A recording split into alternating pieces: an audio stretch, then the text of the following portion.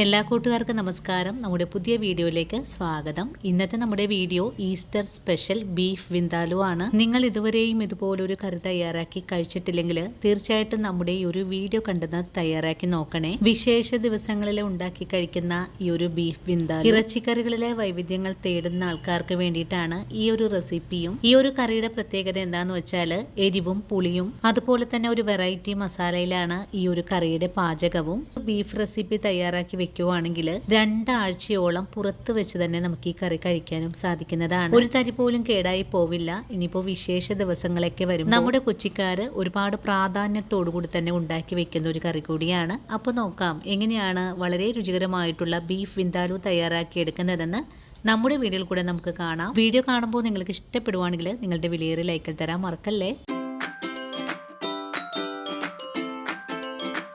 ഇനി നമുക്ക് ബീഫ് വിന്താലു തയ്യാറാക്കാൻ തുടങ്ങാം. ഇതിനായിട്ട് ഞാനിവിടെ 2 കിലോ അളവിലാണ് ബീഫ് കഴുകി വൃത്തിയാക്കി എടുത്തു വെച്ചിട്ടുള്ളത്. ബീഫ് വിന്താലുവിനുള്ള പീസുകൾ ഇതുപോലെയാണ് കട്ട് ചെയ്തെടുക്കേണ്ടത്. അല്പം വലിയ പീസുകളായിട്ടാണ് നമുക്ക് വേണ്ടതും.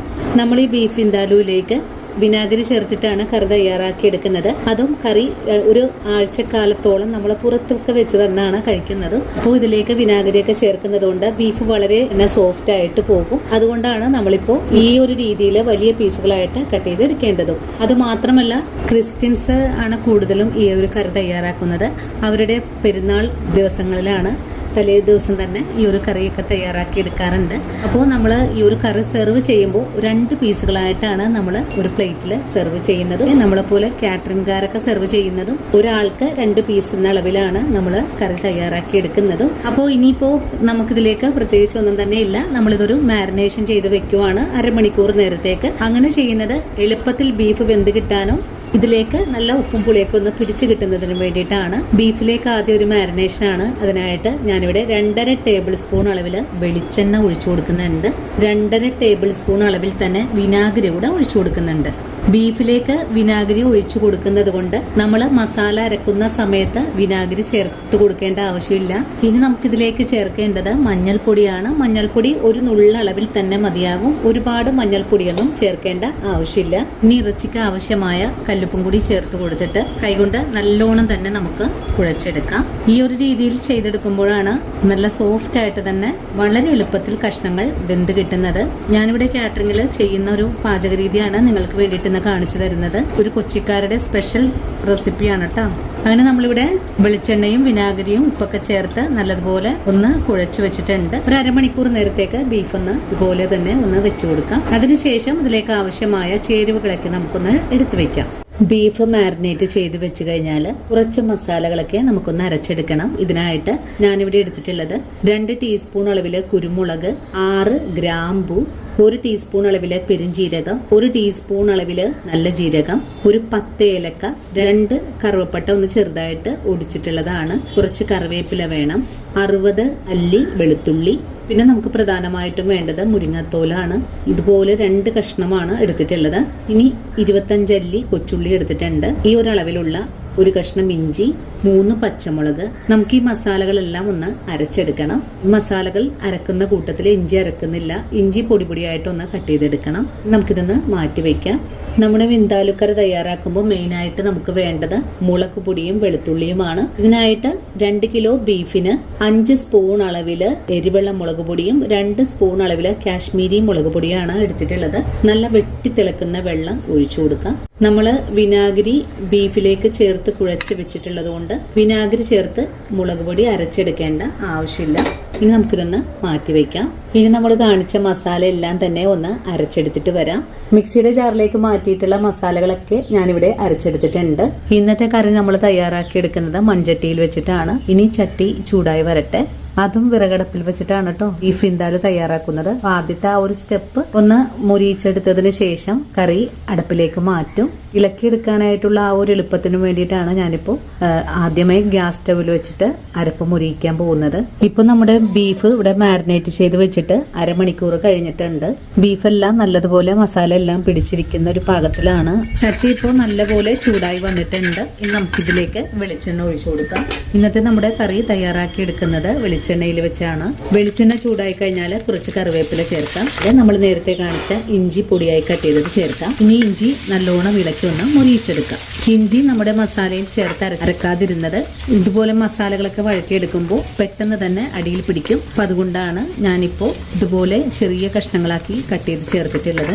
ഇഞ്ചി ചേർത്ത് ഒന്ന് മുരിഞ്ഞു തുടങ്ങിയാൽ പിന്നെ നമുക്കിതിലേക്ക് നമ്മൾ അരച്ച മസാല ചേർക്കാം. മസാലകൾ ചേർത്ത് കഴിഞ്ഞാൽ നല്ലതുപോലെ ഇളക്കി ഒന്ന് മുരിയിച്ചെടുക്കാം. മസാലകളുടെ വെള്ളമെല്ലാം ഇപ്പോൾ ഒന്ന് വറ്റി വന്നിട്ടുണ്ട്. ഈ ഒരു സമയത്ത് നമുക്കിതിലേക്ക് നമ്മൾ നനച്ച് വെച്ചിട്ടുള്ള മുളക് പൊടി കൂടെ ചേർക്കാം. മുളക് പൊടി കൂടി ചേർത്ത് നല്ലോണം ഒന്ന് ഇളക്കി മുരിയിച്ചെടുക്കാം.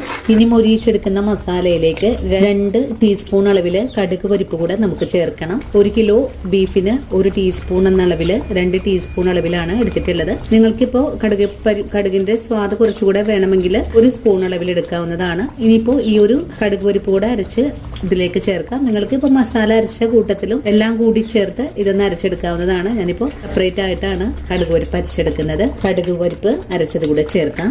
ഇനി നമുക്ക് അരപ്പ് ഈ ഒരു മസാലയും കൂടെ ചേർത്ത് ഒന്നും കൂടെ ഇളക്കി കൊടുക്കാം. മസാല എല്ലാം നല്ലവണ്ണം തന്നെ മുരിഞ്ഞു കിട്ടണം. വെള്ളമെല്ലാം വറ്റി അരപ്പ് ഒന്ന് ഉരുണ്ട് വരുന്ന പാകത്തിലേക്ക് ആയി വരണം. അതുവരെയും നമുക്ക് ഇളക്കി ഒന്ന് വഴറ്റിയെടുക്കാം. ഇനി നമ്മുടെ കറി വിറകടുപ്പിൽ വെച്ചിട്ടാണ് കേട്ടോ ചെയ്തെടുക്കുന്നത്. ഒന്നാമത് ഗ്യാസിന് ക്ഷാമം, അതുപോലെ നമ്മുടെ ഈ ഒരു വിന്താലുക്കറി തയ്യാറാക്കി എടുക്കുമ്പോൾ വിറകടുപ്പിൽ വെച്ച് ചെയ്യുന്നതാണ് കേട്ടോ കറിക്ക് നല്ല രുചി കിട്ടുക. നമ്മുടെ മസാലകൾ നല്ലതുപോലെ മൊരിഞ്ഞു കിട്ടണം. അതുവരെയും നമുക്കൊന്ന് ഇളക്കി കൊടുക്കാം. വിറകടുപ്പ് വെച്ചപ്പോഴേ എന്റെ കൈയൊക്കെ ഒന്ന് കരിഞ്ഞിട്ടാ. വഴറ്റുന്ന മസാലയിലേക്ക് നമുക്ക് 2-3 നെയ് കഷ്ണങ്ങൾ ചേർക്കാം.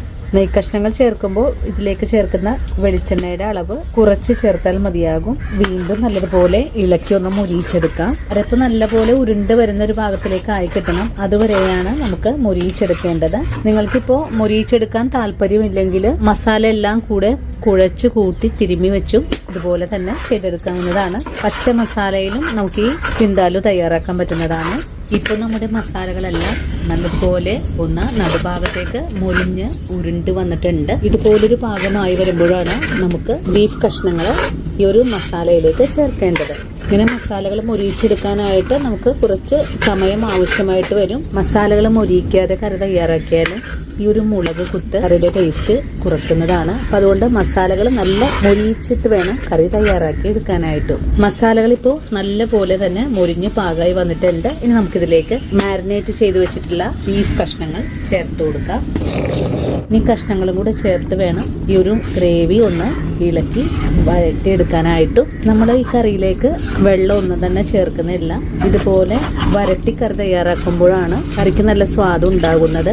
അതുപോലെ കുറച്ച് ദിവസമൊക്കെ നമുക്ക് കേടുകൂടാതെ സൂക്ഷിച്ചു വെക്കാനും പറ്റുന്നത്. നമ്മൾ അതുപോലെ മസാല എടുക്കുമ്പോൾ ഇതിലേക്ക് കാശ്മീരി മുളക് പൊടിയുടെ അളവ് വളരെ കുറഞ്ഞ അളവിൽ ചെയ്താൽ മതിയാകും. കാശ്മീരി മുളക് പൊടി കറിയിലേക്ക് ചേർക്കുമ്പോൾ കളർ മാത്രമാണ് ഉണ്ടാവുക. കറിയിലേക്ക് എരിവ് വേണമെങ്കിൽ എരിവുള്ള മുളക് പൊടി തന്നെ ഉപയോഗിക്കണം. ഒരു 2 മിനിറ്റ് നേരമെങ്കിലും കറി ഇതുപോലെ മസാലയിൽ ഇട്ട് കൊടുത്ത് നമുക്കൊന്ന് വഴറ്റിയെടുക്കാം. ബീഫും അരപ്പും കൂടെ ചേർത്ത് നല്ല പോലെ എണ്ണ തെളിയുന്നത് വരെയും നമുക്ക് വരട്ടിയെടുക്കണം. ഞാനിപ്പോൾ കറി രാത്രിയിലാണ് തയ്യാറാക്കി എടുക്കുന്നത്. അതുകൊണ്ട് കറക്റ്റായിട്ടുള്ളൊരു പാകം നിങ്ങളെ കാണിച്ചു തരാനായിട്ട് ബുദ്ധിമുട്ടുണ്ടാകും. അത് രാത്രി ഈ ഒരു വിറകടപ്പിൽ വെച്ച് ചെയ്യുന്നത് കൊണ്ട് എനിക്ക് ക്യാമറയിൽ ക്ലാരിറ്റി കുറവായിട്ടാണ് കിട്ടുന്നത്. നിങ്ങൾ ഈ ഒരു മൺചട്ടിക്ക് പകരമായിട്ട് ഓടിന്റെ ഉരുളിയൊക്കെ എടുക്കുവാണെങ്കിൽ ഈ ഒരു മൊരിയിച്ചെടുക്കുന്ന പരിപാടിയൊക്കെ ഇല്ലേ, അത് വളരെ എളുപ്പത്തിൽ തന്നെ ചെയ്തെടുക്കാൻ സാധിക്കും. കഷ്ണങ്ങളൊക്കെ ചേർത്ത് നല്ലതുപോലെ ബീഫിൽ നിന്നുള്ള ആ വെള്ളം മുഴുവനും ഒന്ന് ഇറങ്ങി കിട്ടണം. അതുപോലെ തന്നെ നമുക്കൊന്ന് വഴറ്റിയെടുക്കാം. ഇപ്പോൾ നിങ്ങൾക്ക് കാണാലോ കറിയിൽ നിന്നും എണ്ണയെല്ലാം തെളിഞ്ഞ് തുടങ്ങിയിട്ടുള്ളത്. ഈ ഒരു പാകമായാൽ പിന്നെ നമുക്ക് ചെറിയ തീയിൽ വെച്ച് വേണം കറി ഒന്ന് വേവിച്ചെടുക്കാനായിട്ടും. ഇതിലേക്ക് നമുക്ക് വെള്ളമൊന്നും ഒഴിച്ചു കൊടുക്കേണ്ട ആവശ്യമില്ല. ഈ ഒരു ചട്ടിയുടെ മേലെയായിട്ട് ഒരു മൂടി പാത്രം വെച്ച് കൊടുത്തിട്ട് അതിന്റെ മേലെയായിട്ട് കുറച്ച് വെള്ളം ഒഴിച്ചു കൊടുത്ത് വേണം നമുക്കിത് വേവിച്ചെടുക്കാനായിട്ടും. ഇപ്പോൾ നമ്മുടെ കറിയിൽ അത്യാവശ്യം ചാറെല്ലാം വന്നു തുടങ്ങിയിട്ടുണ്ട്. ഇനി ചെറിയ തീയിലേക്ക് ഫ്ലെയിം മാറ്റി വെച്ച് കൊടുത്ത് നമുക്ക് മൂടി വെച്ചാണ് കറി വേവിച്ചെടുക്കേണ്ടത്. ചെറിയ തീ വെച്ച് കൊടുത്ത് നമുക്ക് ഈ ബീഫ് കഷ്ണങ്ങൾ വേവിച്ചെടുക്കാം. അങ്ങനെ നമ്മുടെ ബീഫ് കറി ഇവിടെ ചെറിയ തീയില് നല്ലതുപോലെ ഒന്ന് തിളച്ചു തുടങ്ങിയിട്ടുണ്ട്. ചാറോടുകൂടി തന്നെയാണ് ബീഫ് വിന്താലു ഇപ്പോൾ തിളച്ചുകൊണ്ടിരിക്കുന്നത്. ഇതിലേക്ക് വെള്ളമൊന്നും ഒഴിച്ചു കൊടുത്തിട്ടുണ്ടായിരുന്നില്ല. മൂടി വെച്ചിട്ട് അതിന്റെ മേലെയായിട്ട് കുറച്ച് വെള്ളം ഒഴിച്ചു കൊടുത്തിട്ടാണ് ഈ ഒരു കറി ഇതുപോലെ ചാറ് രൂപത്തിൽ നമുക്കിവിടെ ആയി വന്നിട്ടുള്ളത്. ഇനിയിപ്പോൾ ഈ ഒരു ചാറിൻ്റെ ഒന്നും ആവശ്യമില്ല, നമുക്ക് ഇതൊന്ന് ചെറിയ തീയിൽ വെച്ച് തന്നെ നമുക്ക് വേവിച്ച് വറ്റിച്ചെടുക്കാം. ബീഫ് കഷ്ണങ്ങൾ ഇതുവരെയും വെന്തിട്ടില്ല. ഇനി കഷ്ണങ്ങളിലേക്ക് ഗ്രേവി എല്ലാം നല്ലതുപോലെ പിടിച്ച് കറി നല്ല കുറുകിയ പാകത്തിലേക്ക് ആയി വരും. അതുവരെയാണ് നമുക്ക് തിളപ്പിച്ച് വറ്റിച്ചെടുക്കേണ്ടത്. ഈ ഒരു കറി നമുക്ക് തയ്യാറാക്കി എടുക്കാനായിട്ട് അടപ്പിൽ വെച്ച് ചെയ്തെടുക്കാനാണെങ്കിൽ ഒരു 3 മണിക്കൂർ ടൈം നമുക്ക് ആവശ്യമായിട്ടുണ്ട്. അപ്പോൾ കറി നല്ല രുചിയോടുകൂടി കഴിക്കണമെങ്കിൽ ഇതേ രീതിയിൽ തന്നെ നിങ്ങൾക്ക് തയ്യാറാക്കാം. ഇല്ലെങ്കിൽ നിങ്ങൾക്ക് കുക്കറിൽ ഇതെല്ലാം വേവിച്ച് പെട്ടെന്ന് തന്നെ കറി തയ്യാറാക്കി എടുക്കാനും സാധിക്കും. പിന്നെ കറിയുടെ ഈ ഒരു ഗ്രേവി എല്ലാം കുറുകി നല്ല കട്ടിയായിട്ട് വരുന്നത് വരെ നമുക്കൊന്ന് വെയിറ്റ് ചെയ്യാം. അങ്ങനെ നമ്മുടെ കറിയുടെ പാചകമൊക്കെ തുടങ്ങിയിട്ട് ഒരു 3 മണിക്കൂറായിട്ടുണ്ട്. ഈ ഒരു 3 മണിക്കൂറായപ്പോൾ നമ്മുടെ കറി ഇതുപോലെയാണ് ആയി വന്നിട്ടുള്ളത്. ഗ്രേവി എല്ലാം നല്ല കുറുകിയ പാകത്തിലും ബീഫെല്ലാം നല്ല പോലെ വെന്തും വന്നിട്ടുണ്ട്. നമ്മൾ ഇതിലേക്ക് 25 കൊച്ചുള്ളിയും 60 വെളുത്തുള്ളി അല്ലിയുമാണ് അരച്ച് ചേർത്തിട്ടുണ്ടായിരുന്നത്. നിങ്ങൾക്കിപ്പോൾ ഇതിലും കുറച്ചുകൂടെ കൂടുതൽ ഗ്രേവി വേണമെങ്കിൽ നമ്മൾ എടുത്തിട്ടുള്ള ഉള്ളിയുടെ അളവ് കൂട്ടിയെടുത്താലും മതിയാകും. അങ്ങനെ നല്ലോണം പാകമായി വന്നിട്ടുള്ള കറി ഞാൻ ഈ അടപ്പിൽ നിന്നും മാറ്റിയിട്ടുണ്ട്. ഇനിയിപ്പോൾ ഏതൊരു വിഭവത്തിന്റെ ഒപ്പം സെർവ് ചെയ്യാനും നല്ല ടേസ്റ്റ് ഉള്ളൊരു കറിയാണ്. അപ്പോൾ ഇന്നത്തെ നമ്മുടെ വീഡിയോ ഇത്രയേ ഉള്ളൂ. ഇനിയും നല്ലൊരു വീഡിയോ ആയിട്ട് നാളെ കാണാം. അതുവരെ ഒത്തിരി സ്നേഹത്തോടെ വീണ്ടും കാണാം.